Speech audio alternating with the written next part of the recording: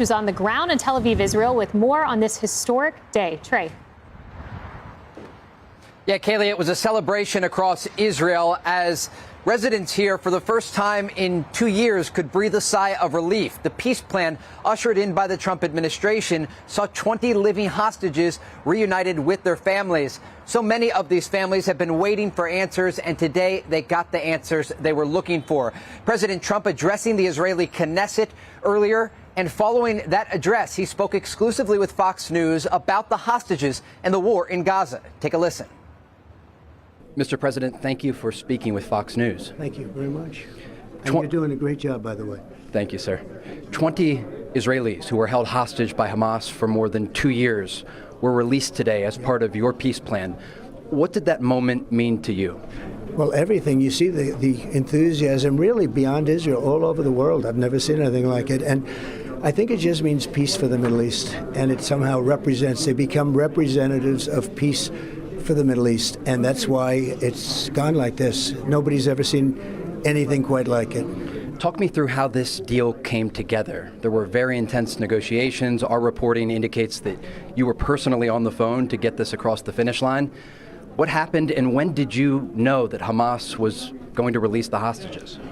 Well, I'll tell you, I think it really started when we took out the nuclear capability of Iran. When you look at what they had, you couldn't have made this deal if somebody's sitting over there with a nuclear weapon over your head. And I think when we did that, and there were other obviously very warlike things that we did over the course of 4 or 5 years, if you know, setting the table.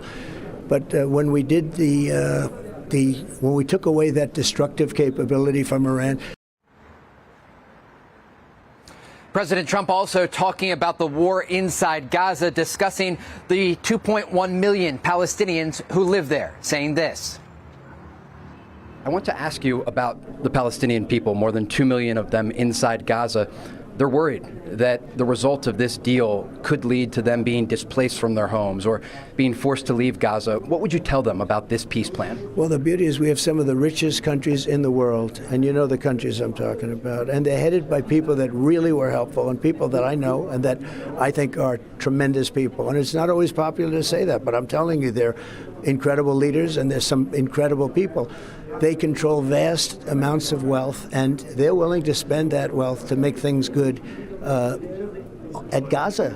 You could call it the old Gaza Strip in Gaza. And when you look at the destruction, and even before the war, it was a hellhole, let's face it. Before this, before the bombing and everything else, people were living in tents, and they were living very much like they're living now. This is obviously worse because so many buildings are down, but a lot of buildings were just falling down, and they were falling down because it's had nothing but wars for so many years.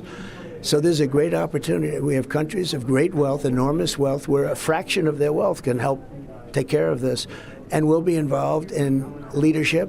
And you know, it's interesting, when I watched all those people coming back, I'm looking at really the faces of the people. Those are people like you and like I mean, they were people that look so fantastic, and they're walking back to a house that's demolished, to a building that's demolished, to places that are not even recognizable. But when I looked in the faces of those people, I saw good people. Will they be able to stay in Gaza? I think so. I hope so, yeah.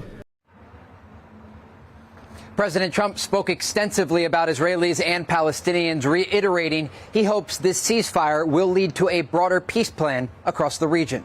Kaylee? Trey, thank you.